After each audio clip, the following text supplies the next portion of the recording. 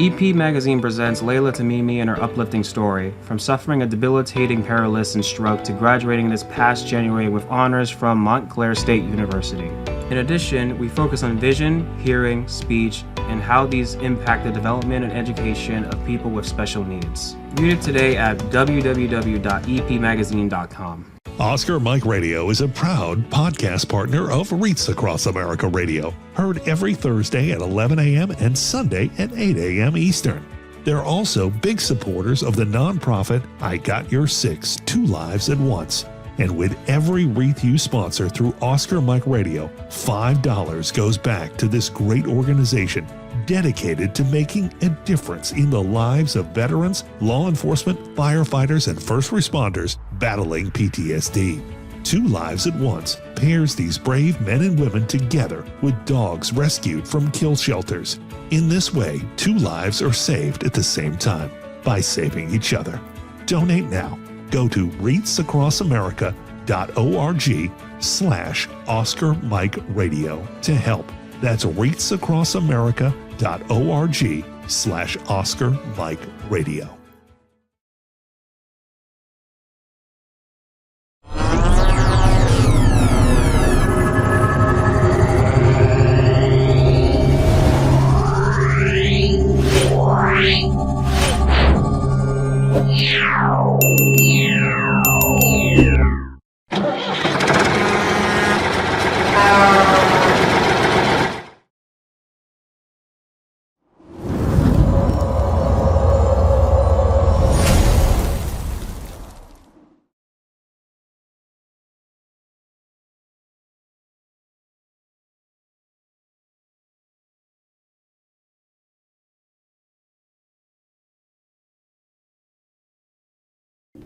Suicide is preventable, and each of us has a role to play in suicide prevention.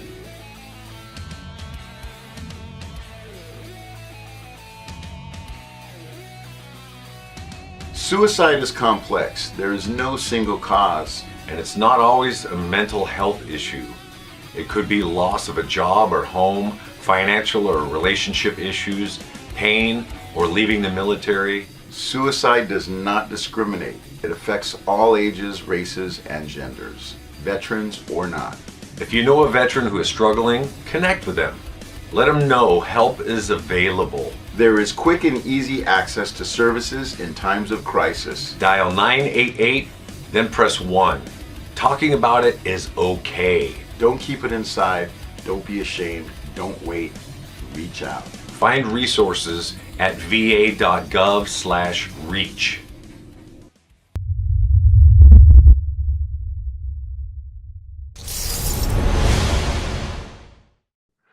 Hello and welcome again to Oscar Mike Radio number 401. That's right, number 401. And for every 101, 201, etc., I like to start off with a bang, something new and different. And this is about as new and different as it gets. Yes, I am wearing a tiara with no tape, no nothing. I had to make perfect posture alignment for the entire segment. Some beauty coach out there who does pageants is going to look at her class and say, look at that. If he can do it, you can do it. And of course, it's a woman, helping me, pushing me to be better than I possibly thought I could be right out of the gate for number 401. Ann Lutz, U.S. Air Force veteran, rocket scientist, veterans advocate, women's advocate, talented, into sports, into everything, and knows how to treat a host. Welcome to Oscar Mike Radio. Hi, thank you for having me. You look amazing. Well, doesn't everybody agree? I'm sure people are like, no way. I'm like, yeah, I'm going to own this, man. I'm going to do it. She sent biscochito cookies from Garcia's in New Mexico. And Garcia's, if you're watching this, I might ride my motorcycle out to New Mexico just to get some cookies because they're that good. And you have to understand, Ann, I am an oatmeal raisin freak. Peanut butter oatmeal raisin freak. But this may be my newest obsession because those were fire. Those were absolutely my whole world changed. So thank you. Yeah, well, thanks to Garcia, it's like there's so many different types of bizcochitos out there. I think that's the one that's loaded with the most sugar. So Had there to you be. go. Had to be. But you're Yeah. joining us today. There's so much we can talk about. You have an amazing story. And in a way, you're not just a veteran, you're an American success story, but you're gonna, and we're starting off 401 with a tiara, with the sash that says Podcast King.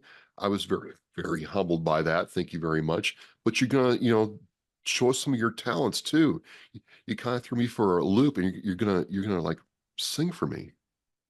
Yes, and for the audience too. So I a disclaimer, I'm an engineer against domestic violence. So if I break your window doing this, then it's not my fault. So All right. so we're gonna go non-conventional, and I'm gonna start off with a song.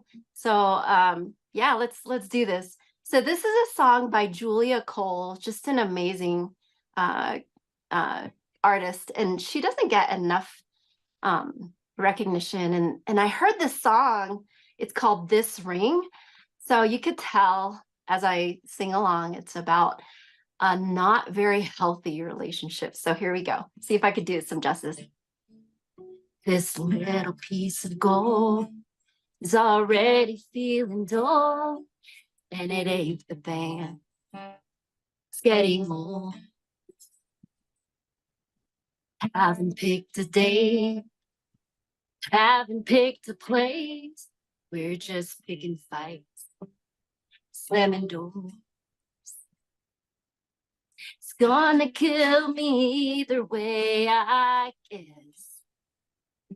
But which one is gonna break my heart less?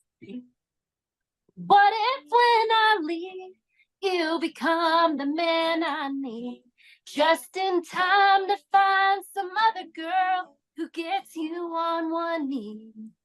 But what if when I stay, happy say I do, and things don't change, and all the hurt I'm hurting now just stays the same?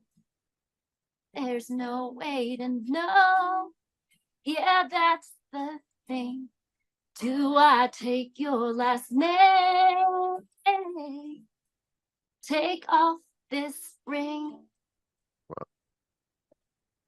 Pick a dozen highs, trade and sleep to cry. Another round, and around we go. Forever feels so hard before it even starts. The highlight of my life ain't supposed to feel this low. But what if when I leave, you become the man I need, just in time to find some other girl who gets you on one knee? But what if when I stay, we say I do, and things don't change, and all the hurt I'm hurting now just stays the same? There's no way to know. Yeah, that's the thing. Do I take your last name? Take off this ring. It's gonna kill me either way, I guess. But which one is gonna break my heart less? What if when I leave, you become the man I need, just in time to find some other girl who gets you on one knee? But what if when I stay, we say I do, and things don't change, and all the hurt I'm hurting now just stays the same? There's no way to know. Yeah, that's the thing. Do I take your last name, or take off this ring? Wow. Heavy, huh? Yeah. I mean, really heavy, really on the Yeah. spectrum Yeah, of, so of, of that's a different song. emotions. Yeah, that's a song about, I guess a couple who is not having a very healthy relationship. So that leads into my platform, which is Engineers Against Domestic Violence. So we'll start with that first, and then go into your Air Force and Miss Veteran America. Where did that focus with engineers specifically against domestic violence come from, Anne? Well, first of all, I want to say thank you to Royal Productions Pageant by NM, and Natasha is their CEO. So as Miss New Mexico America Select Veteran, um, you know, and it's a long title.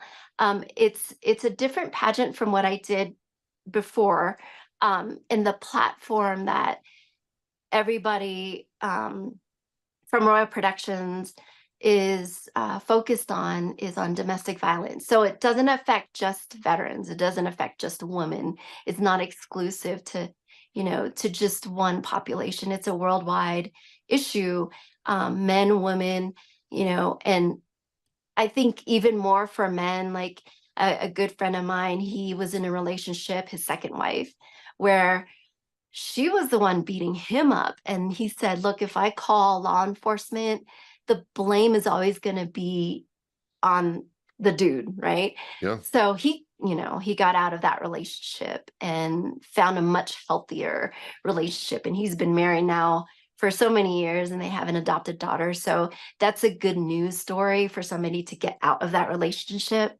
So it affects everybody, not just veterans, and it's such an important issue.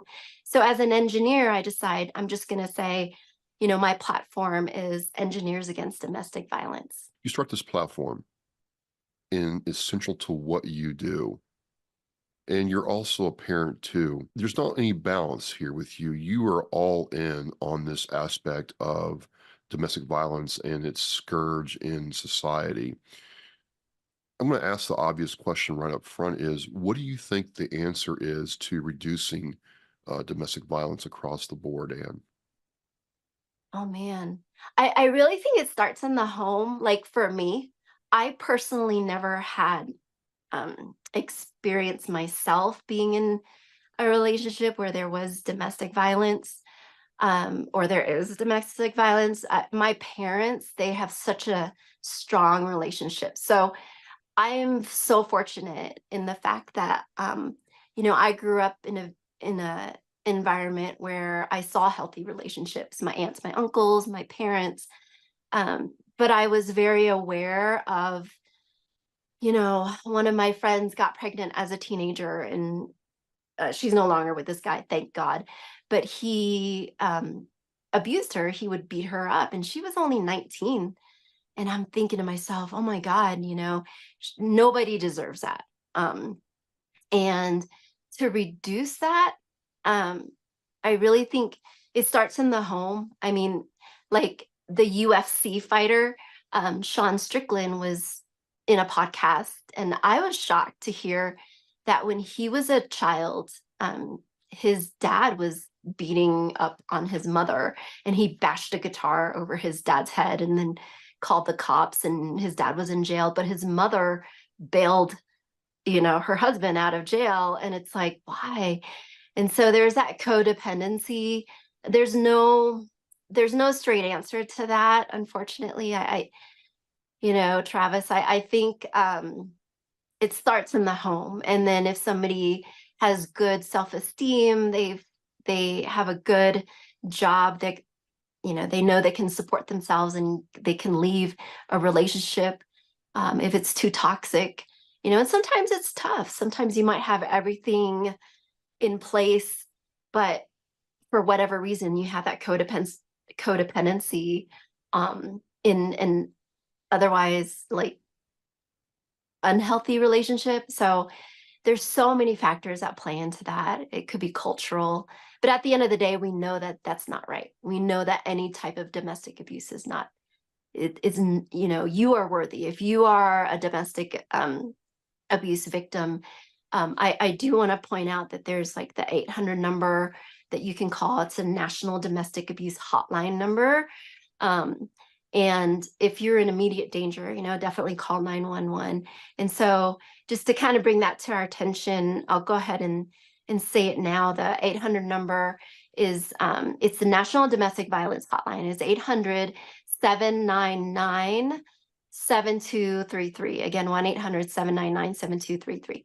And so and unfortunately, and yeah, go ahead. and I'll put that in the Oscar Mike Radio website post for this, so Absolutely. Thank you. people read this and can call right away. Um, you get started with Engineers Against Domestic Violence.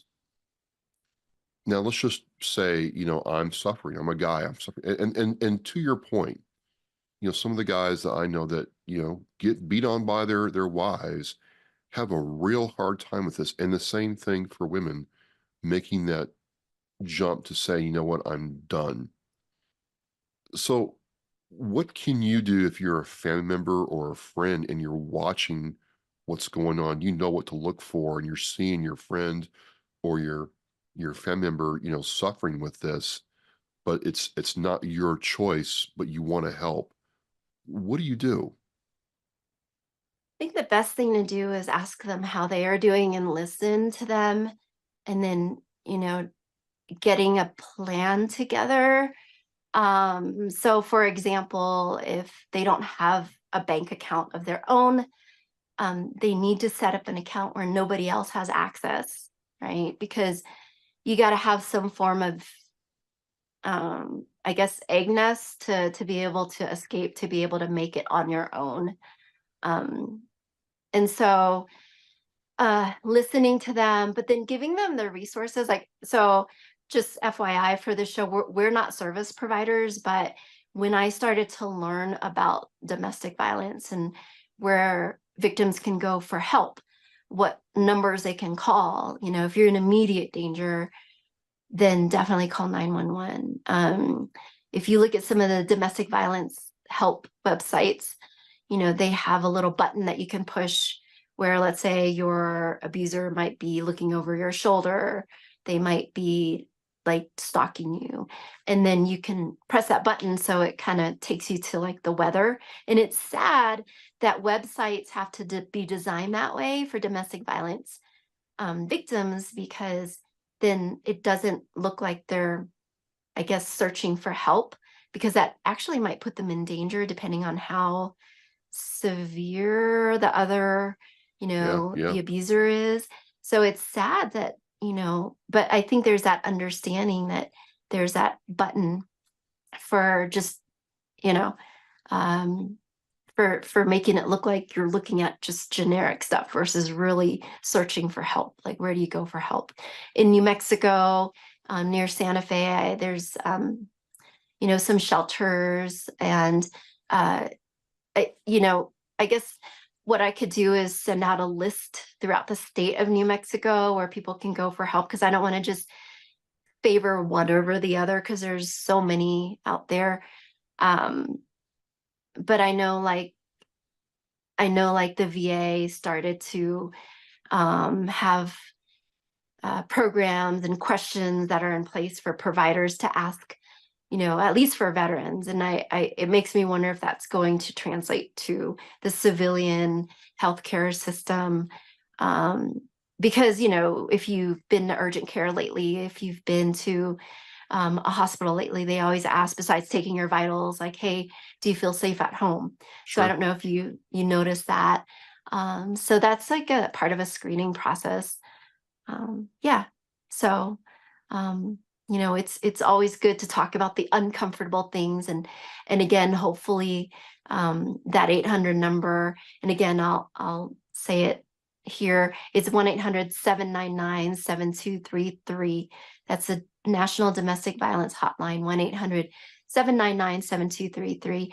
Now, they are, like, I was doing some research and it said that there might be a wait time, or there might be a backlog. It shows that people are using that service, but it also tells us that there's such a need for that type of helpline or hotline. And I guess it spiked a lot during COVID, for obvious reasons. So speaking of COVID, I actually tested positive again my second time having COVID. So it just goes to show that being a veteran with all those jabs that we get in the military, we're still alive. We're still here. So we can still hit those high notes without breaking windows, I guess. So Now you so say it's you say engineers against domestic violence. Are you doing this with a group of other engineers, male and female? Are you doing this alone? How does how does this work? so for me, I just wanted a very simple platform, and I figured engineers against domestic violence, Okay. because I am one, and with the STEM movement in our country, which is a huge national security issue, there's more STEM jobs out there than there are people applying for them who are U.S. citizens and who pledge allegiance to the United States of America. So um, it's I guess it's different because when you think of an engineer, like, what didn't people normally think of, right? When they see the word engineer. Um, and because I am one, I figured I'll just keep it simple and just say engineers against domestic violence. And it's not a group. I think it's more of a let's just start with me. Let's just start with one Yeah. person because I'm just grateful that there are organizations out there like pageants, like competitions that allow for people to pick one platform and then be able to share it with the rest of society to say this is the reason why I'm stepping up to do you know yeah, it's a pageant, but it also opens up doors for networking. It also opens up doors for talking about uncomfortable issues. And domestic violence is definitely not, for the faint of heart. Oh, of course not. Of course not. I'm just curious though, did you start going down this road while you were still in the Air Force, or was this before the Air Force? And then when you got out, you were able to devote um, your time to this? And I'm personal Yeah. myself. And kudos to you for trying to keep that on the whole time. Um, so I started out at the Merchant Marine Academy, Kings Point, New York, and we're only a D3 school, Division 3 school. My parents had 4 kids, and I was the oldest of 4. So for me, I'm like, man, how am I going to go to college without working myself to death, right? Because I was the oldest of 4 kids, and my parents, they weren't like rich or anything. They worked hard, and I wanted to make them proud. So I don't know what birth order you're in, or if you have a I'm the lot of oldest. brothers. You're I'm the the oldest. oldest. Yeah, yeah. It's lonely, isn't it, Anne, being the oldest? Eh, I mean, yes and no, because I think it's more annoying because they want you to always set the example as the oldest. You're Well, just, come you on. know. The first lie your parents tell you as the oldest is, "Don't you understand your younger siblings look up to you and admire you?" And meanwhile, your younger siblings are laughing at you behind your back. And then, I don't know about you, by the time they get to the youngest one, all the stuff that you had to go through and they really clamped down on you and made you do this, made you that. Oh, honey, it's okay. I know I made you go through all this stuff, but they're the youngest. It'll be okay. I mean, it's not fair, Anne, at best. It's so not fair. Right? Yeah. No, so I don't know. I don't know. I mean, I think being a girl is even worse because my brothers never had a curfew, but after I graduated from a freaking federal institution, I call it, they still gave me a curfew because I had a few months before my orders for the Air Force, right? So I come home and I get like this job at the mall just to like stay busy until I reported to my first duty station.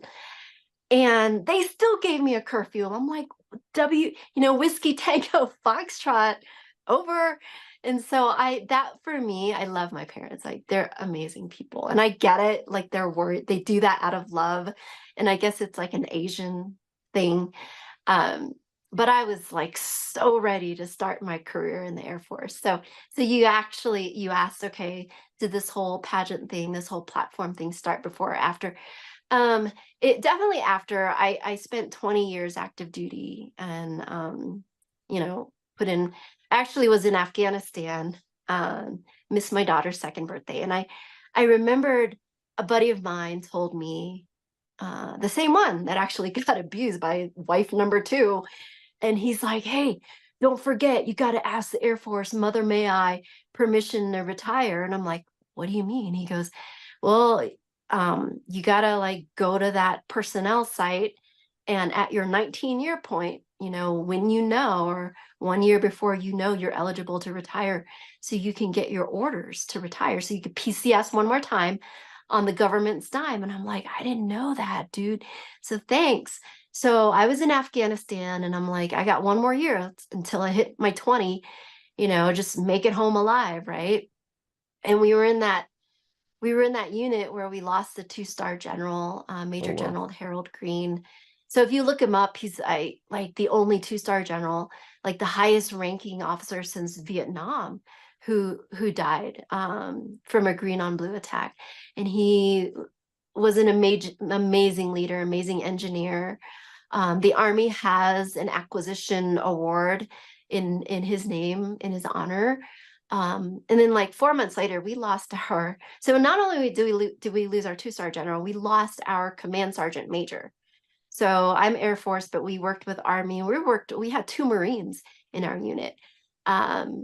So yeah, within 4 months, and we weren't even in a combat unit. We were just engineering logistics support, but we went outside the wire and we conducted meetings with our Afghan counterparts and build trust and rapport.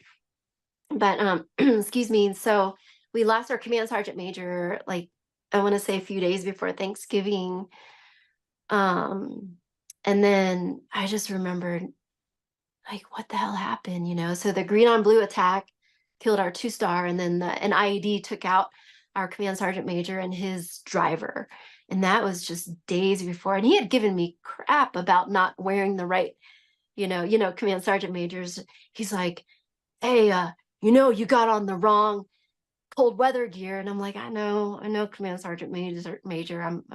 And that was like the day before I was on a plane to go to Bagram to go home via, Germany. And then, so he like right up until that last day, he always found something wrong. And I just was like, man, when I heard about what happened, there's just so many things to be thankful for.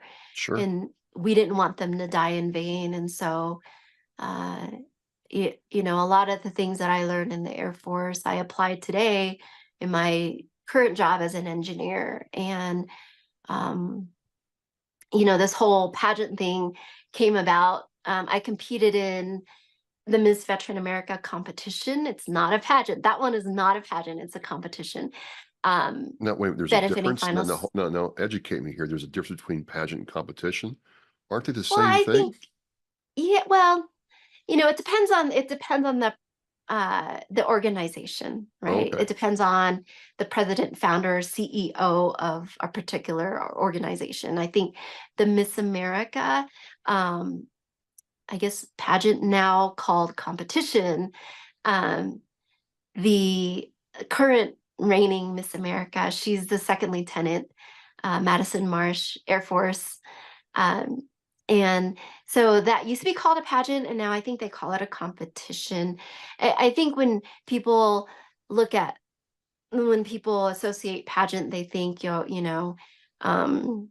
just beauty and nothing else, right? But a lot of people do it for so many reasons, like scholarship is one of them, scholarship money, or just prize money that you could save up. There's also like the platform, right? So for me, it was a way to connect. This was 2022 when I first competed. And I mean, today I'm 50 years old. Why am I doing this, right? So I have a daughter, and hopefully it'll introduce her to pageants as a way for scholarship money, because I don't expect her to go to a federal institution, a federal academy, unless she wants to. Like, I wanted to go to the Merchant Marine Academy. I knew that that was an avenue to get a commission in any of the armed services. So if you look up usmma.edu, United States Merchant Marine Academy.edu, Kings Point, New York, we're only Division III school, but we beat Coast Guard every year when we play against them in football. So it's a well-kept secret, and it has an amazing engineering curriculum. So Kings Point, New York, U.S. Merchant Marine Academy. I ran track and cross country when I was there. They were like, "Oh, you played violin, we'll stick you in the band." And I'm like, "What?" So, there's no string instruments in a band. So then I'm like, what am I doing here? And then I figured I'm gonna learn how to play snare drums. So I picked up, percussion, and we ended up marching in the inaugural parade in Washington, D.C. So that was really cool.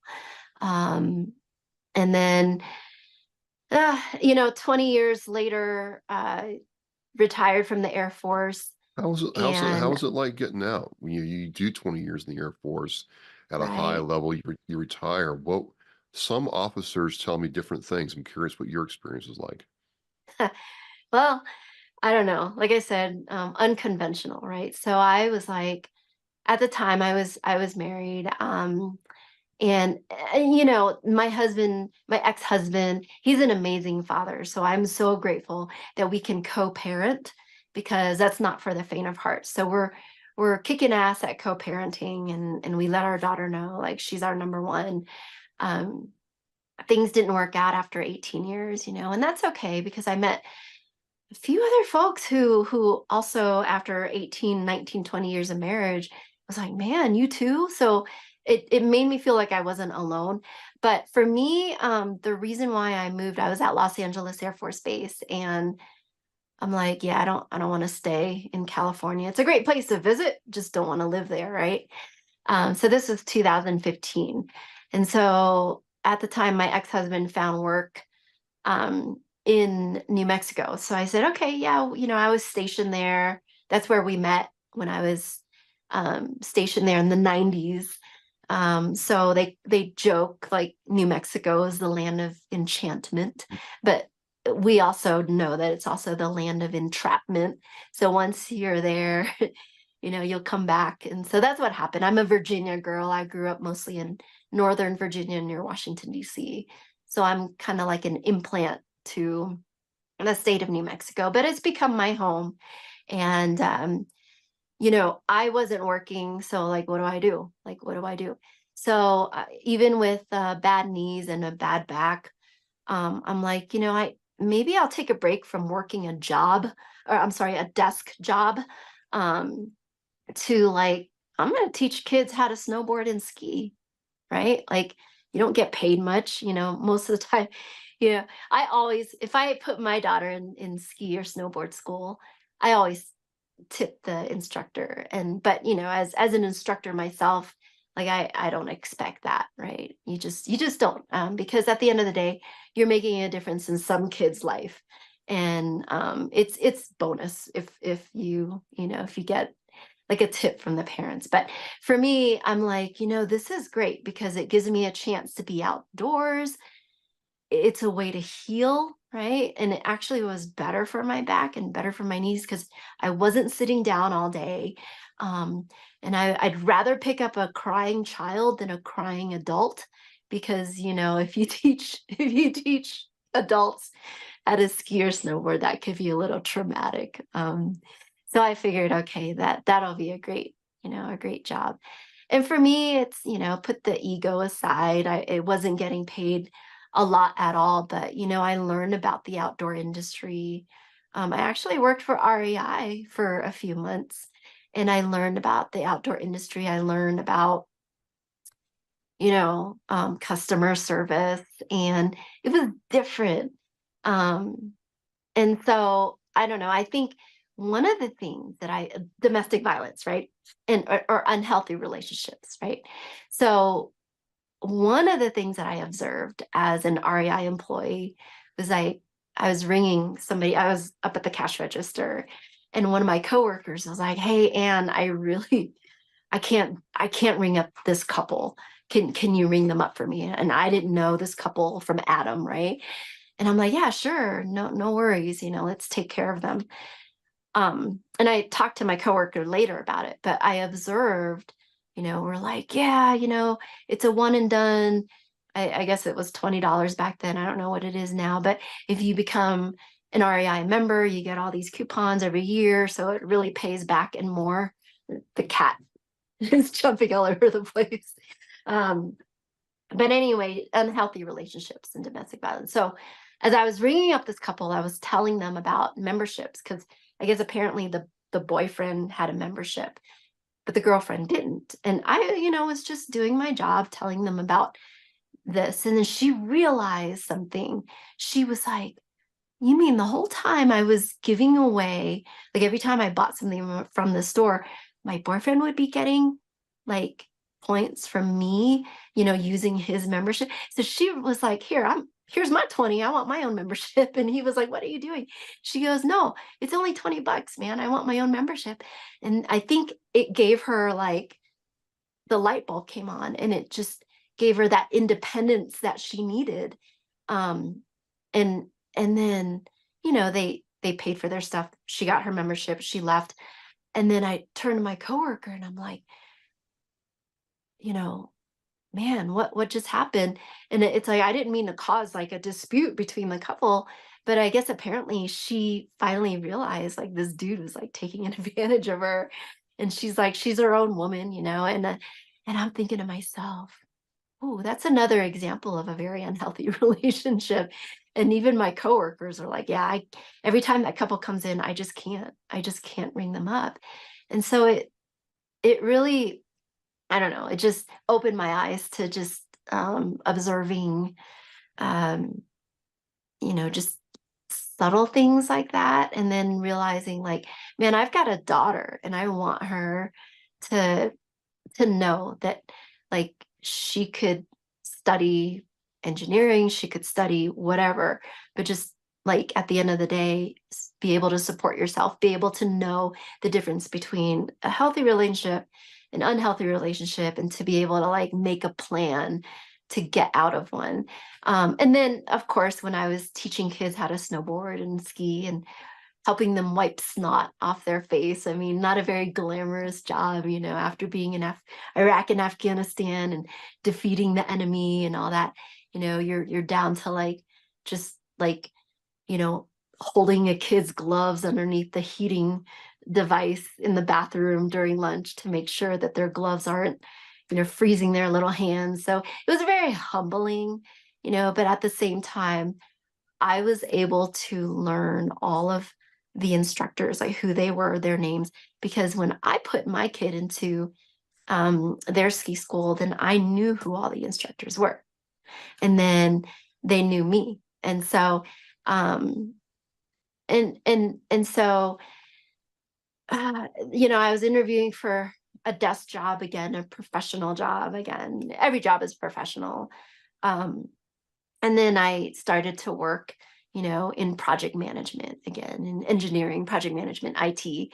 So that was, I was back into the office setting, making good money. But I learned a lot more when I'm working like I guess almost minimum wage jobs. And, for me, it's like it's still money. It's food, money for food to be able to put food on the table and to be able to get fresh mountain air and be out there and just learn something new. I know a lot of retired officers, they probably don't want to take anything less than, but for me, I'm like, yeah, whatever. This is for me. This is my time now. I get to be outside. I get to snowboard for free. I get to ski for free. Um, So it's been a blessing. you'd rather be in nature and outside on your own terms and chained to a desk, Yeah, I mean, looking at it's, project plans, yeah. making sure the, phase gates are all set. Yeah, you Yeah, get it's that an feeling. outlet. Yeah. It's an outlet. I mean, So for it's me, it was, you still it's enjoy healing.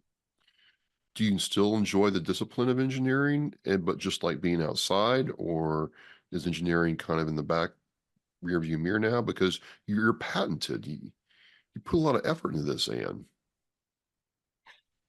No, I mean, I'm working full time Okay. as an engineer, and I'm also taking only one class at a time, working on my PhD. And I'm enrolled in Air War College. But for me, like I was telling my bosses, because they probably think I'm crazy for like taking on all of this, right? But I'm like, bosses, this is what I thrive on. Like, it gets my brain to think. And I think the reason why I do these pageants, I do these competitions, is sometimes I got to get out of my own head and help somebody. Because when you help um, others, it'll actually be healing for you, right? You get out of your own headspace. You meet new people. And then if you have a purpose in getting up, like, with I have COVID now, it's like the second time I've had it since 2022. And it was rough, man, getting up this morning. But that's why when you were sending me messages to say, hey, can we move the time? You probably heard from me and then didn't hear from me for like an hour, because I just laid back down. I just had to, like I We was could have working moved while I was this. sick. We didn't have to do this today.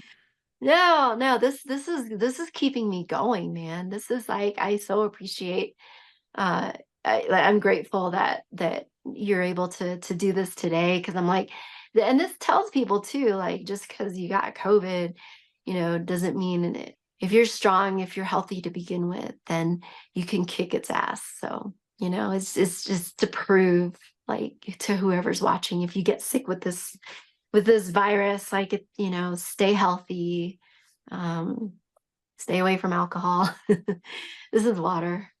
And Well, but I don't know what they were told you in the Air Force, Ann, but we were told in the Marine Corps from a gallon of water a day won't get sick. So I don't know if that's true or not, but that's what I was told. And by the way, did you yeah. ever go through Barksdale Air Force Base by any chance? Twice I've been to Barksdale. Okay, well, I joined the Marine Corps out of Shreveport Bossier, and that was one of the things. Like, there was an Air Force base right there.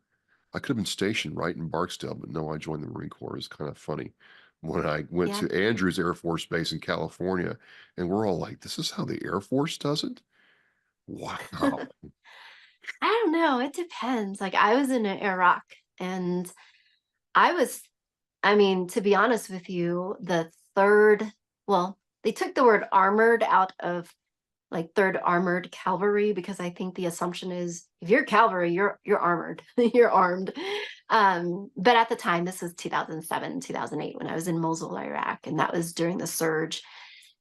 And the 3rd ACR, the Brave Rifles, were there, and they took better care of me than, I mean, I was like the lone Air Force puke. I was doing quality assurance, and nothing like what I did in Afghanistan. But I think the Army took better care of me. Like, we weren't there for wall-to-wall carpeting. We were in a war zone, like, come on. But I was fortunate to be issued like my own, believe it or not, it was a Chevy.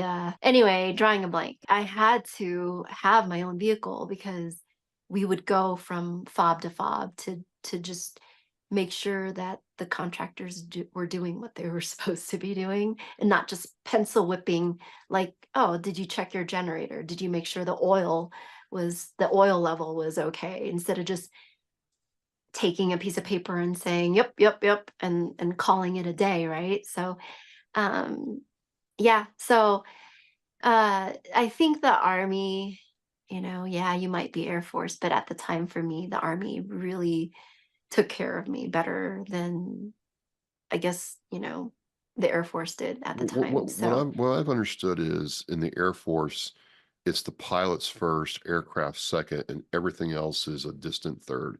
And I mean distant third. yeah. Well, so as an aircraft maintainer, like, or maintenance officer, really, I did that for career branding. It is, yes. I mean, there's the rated the operators. It's a rated Air Force, they say. I mean, it is the Air Force, right? Where the mission is to fly, fight, and win, air power, anytime, anywhere. So of course, you can't fly an airplane without the pilots, but you can't also fly the plane without the maintenance. So for me to see firsthand on the flight line and being able to take care of our airmen, like I had some amazing senior NCOs. And really, so we had a chief master sergeant, an E9, well, a real chief, and a senior master sergeant, 4 master sergeants, and they were just really trustworthy senior NCOs. And the best advice that any young officer can get is, find yourself a trustworthy senior NCO, latch on to them, learn from them, take care of your, in your case, take care of your Marines. In my case, take care of the airmen. And I trusted them. And I'm retired now, so I could say whatever, right? So I trusted my senior NCOs more than I trusted my fellow officers.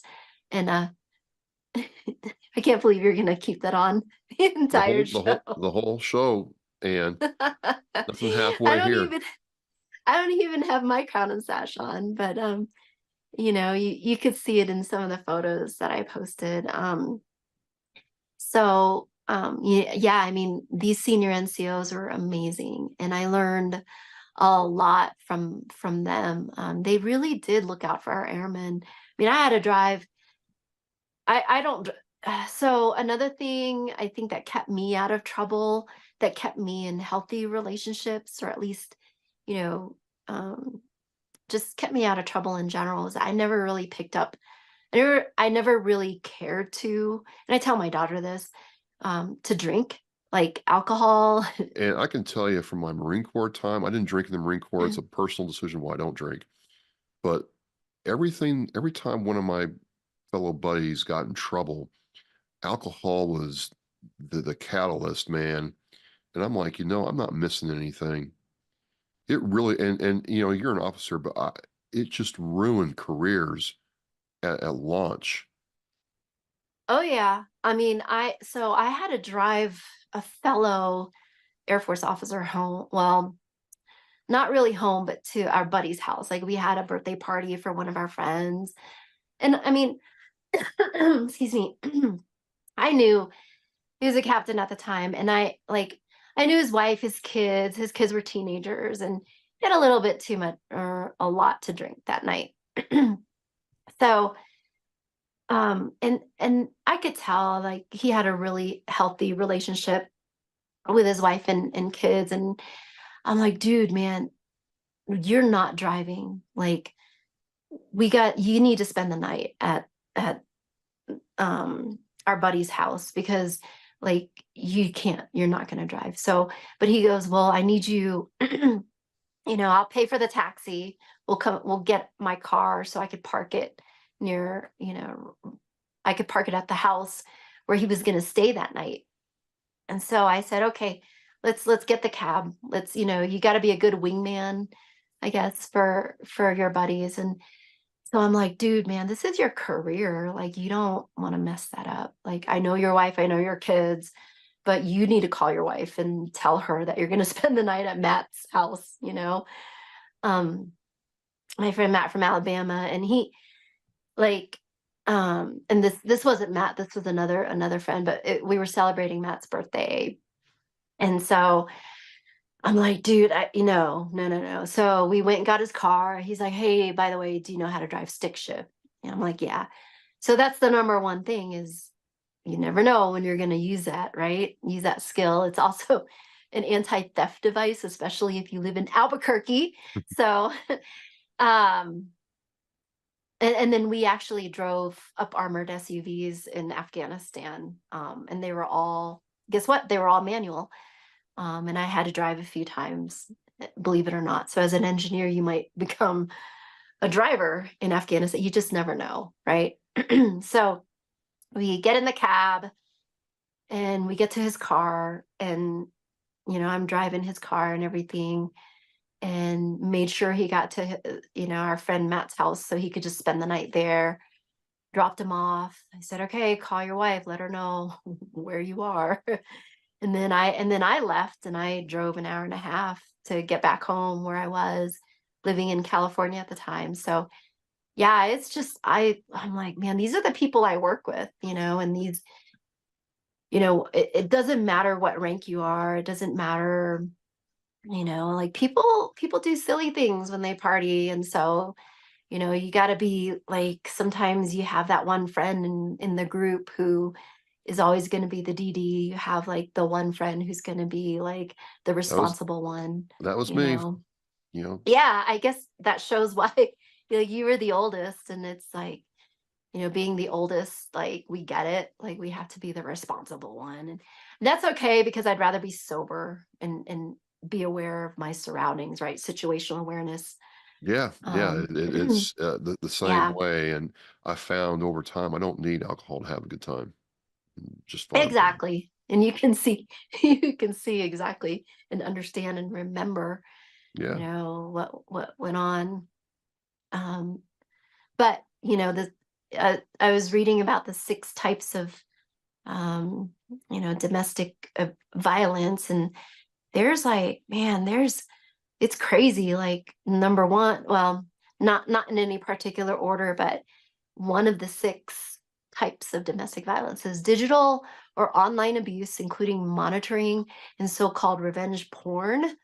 And number 2 out of 6, again, not in any really particular order, is financial or economic abuse. Number 3 out of 6 is emotional and verbal abuse, including belittling, insults, and manipulation. What are we up to now? Number 4 out of 6 is psychological or mental abuse, including intimidation, isolation, and stalking. Which, by the way, as a veteran, I was like, I got to look this up. Like, if I'm still active duty, what does a UCMJ say about stalking Huh. and domestic violence?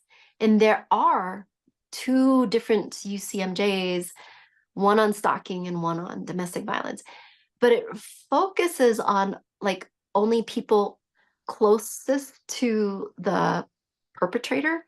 So what if, I don't think there's language in the UCMJ for like stalking and domestic violence for like I guess coworker. I mean, they have training now for like workplace violence. But it was interesting. It was interesting. So continuing on the list, number 5 out of 6 is, the physical abuse, including withholding resources needed to maintain your overall health. And then number 6 out of 6, not in any particular orders, sexual coercion or abuse. So man, that's heavy. That's a heavy list of 6 types of domestic violence. But that's what's listed here. There's so many good articles out there that talk about it. So So into this year and in the future, kind of winding this down, is where do you see your advocacy going with this in the future? And long after a pageant is over, long after a competition is over, um, just getting the message out there, just like that 800 number, which I will repeat again. It's the National Domestic Abuse Hotline. And let me get to that. It's 1-800-799-7233. Again, 1-800-799-7233. Hopefully that National Domestic Violence Hotline, that won't ever change. And hopefully they will hire more people to help if you have to, God forbid, if you ever have to call that number, or 911 if you're in immediate danger. What I hope is like people are aware of this. Like, pageants come and go. Your reigning years come and go. But if you're aware of this, and later on in life, if you can help somebody, if you can see the warning signs, if you yourself need to get out of an abusive relationship, have a plan, have your own bank account, have your own nest egg, have, I guess your own getaway car, as an engineer, I am, I guess, obsessed. I am notorious about making sure like I think I'm due for an oil change, so thank you for the reminder. Make sure your oil is changed, your tires are rotated, just the simple things of just making sure your car is squared away, because you need it to go to work, you need it to, to go snowboarding, whatever you need to do. Hopefully, you need it to drive your friend home from the bar, right? Sober. And I like to think of it yeah, as, my term for it is, in my line of work, is redundant contingencies. yeah. So you have multiple contingencies for possible points of failure, and each system is redundant on each other. And that's when you know you've got a good backup plan. No, it's true. I lost my two uncles. So I asked my dad, because they escaped Vietnam when I was a child. And so I'm a war refugee. I'm a product of war. And so I'm grateful to be a US citizen. I'm so honored to have served in the United States Air Force, served my country, the country that gave me freedom. And my dad, I said, Dad, so what really happened to my two uncles? One of them died from malaria. And of course, being in Afghanistan, you had to pop those malaria pills, and nobody was holding a gun to my head. So I didn't even care to take them when I was there. Didn't even care to finish my anthrax series of shots when I was in.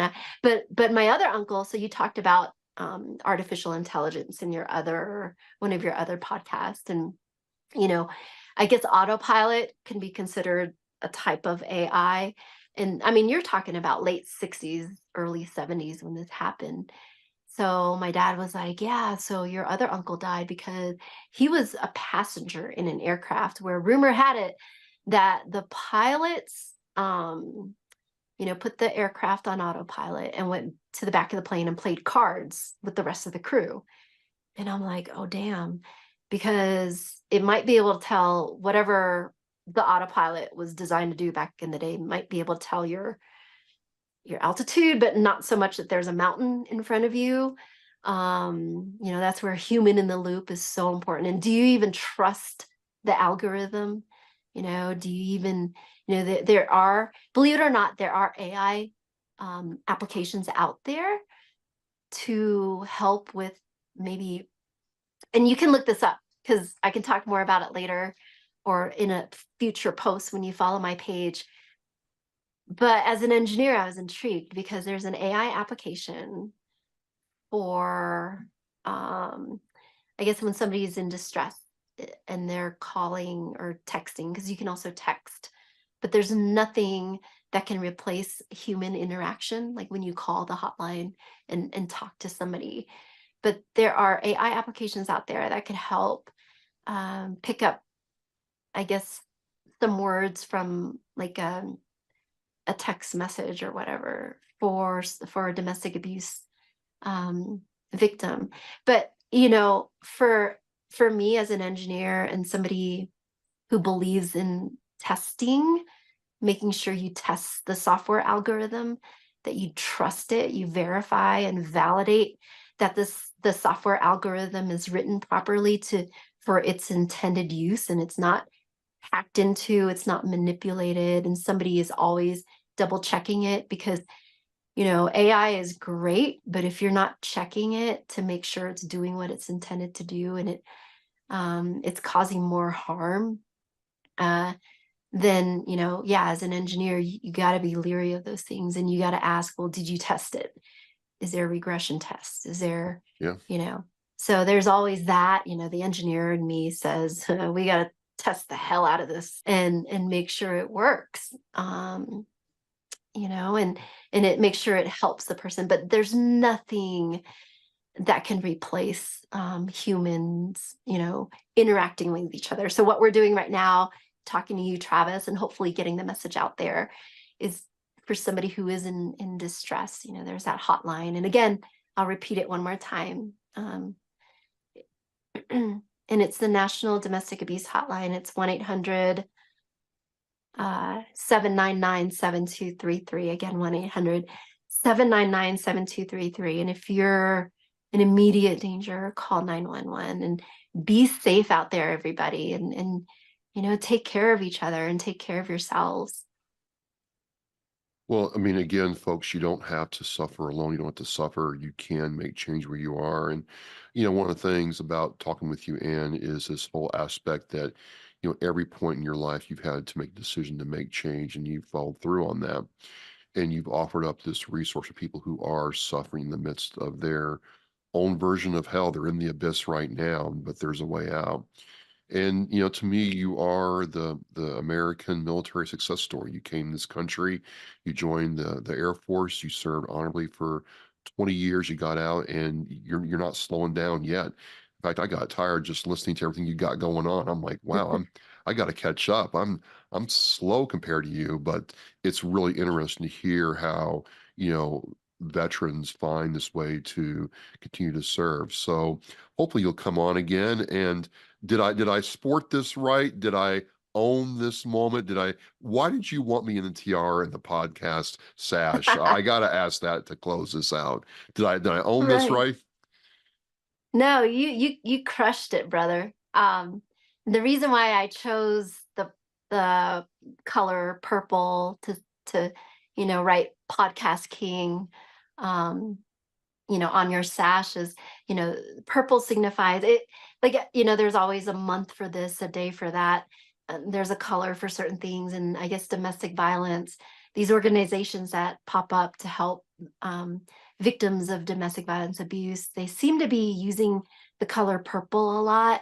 And so that's the reason behind it. But you crushed it, and like, you kept your posture. I've never had anybody coach me in pageantry or anything like that. I probably should, but I just don't have time, between work and school and Air War College and everything. But, just watching you, I'm like, oh, I need to watch my posture. So you set the example, brother. You're that Marine that's crushing the tiara and sash right now. So that's something to be proud of. Well, I hope you come back on and talk about more about, what you're doing in the engineering and veteran space. I've learned a whole lot, and I hope you have too. And the underlying theme, if I got it right, Ann, is you don't have to suffer. You can make a change anytime you want to.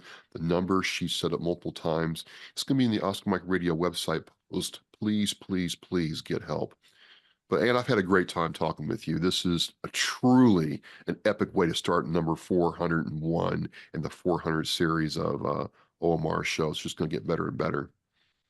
Absolutely. And thanks for having me. Thanks, Travis. The hard thing is cool.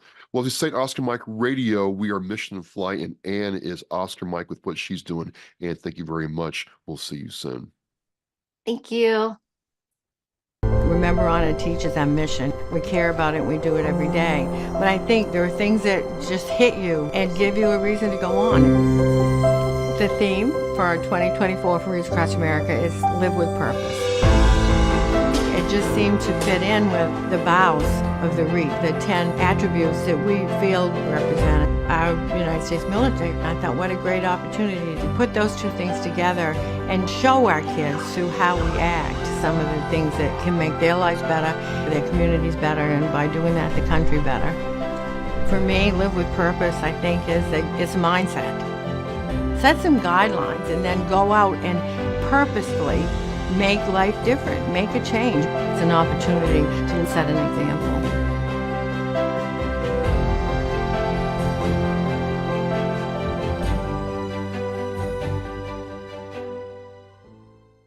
Thank you for listening and watching Oscar Mike Radio, where our active duty service members and veterans are in action and the mission is in flight. Oscar Mike Radio is an oversized load Co-Sinister One production. If you are a veteran or know a veteran who needs help, please dial 988 and press 1 for the Veterans Crisis Line.